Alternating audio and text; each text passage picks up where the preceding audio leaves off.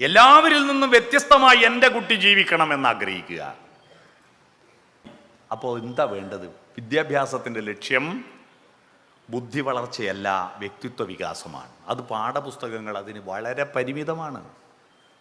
പാഠപുസ്തകങ്ങൾ പരിമിതമാണ്. പാഠപുസ്തകങ്ങൾ ഞാൻ ഏത് സിലബസ് നോക്കിയപ്പോൾ ഒരു കുട്ടിയുടെ ജീവിതത്തിൽ ആവശ്യമായിരിക്കുന്നതല്ല, ആവശ്യമായ അറിവുകളുടെ 100-1 പോലും പാഠപുസ്തകത്തിലില്ല.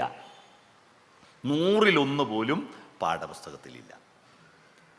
അതുകൊണ്ട് പാഠപുസ്തകമെന്ന് പറയുന്നത് അവസാന വാക്കല്ല, ആദ്യത്തെ വാക്കാണ്. അതൊരു പ്രവേശന കവാടമാണ്.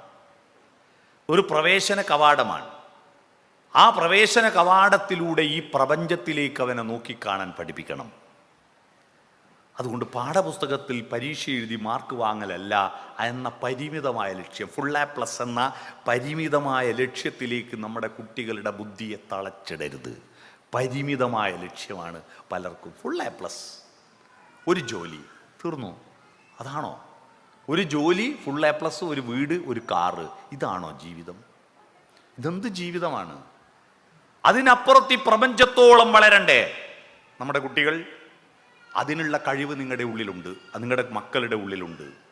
അതിനെ മുഴുവൻ പുറത്തെടുക്കാനുള്ള അവസരങ്ങൾ സൃഷ്ടിച്ചു കൊടുക്കലാണ് നമ്മുടെ ജോലി.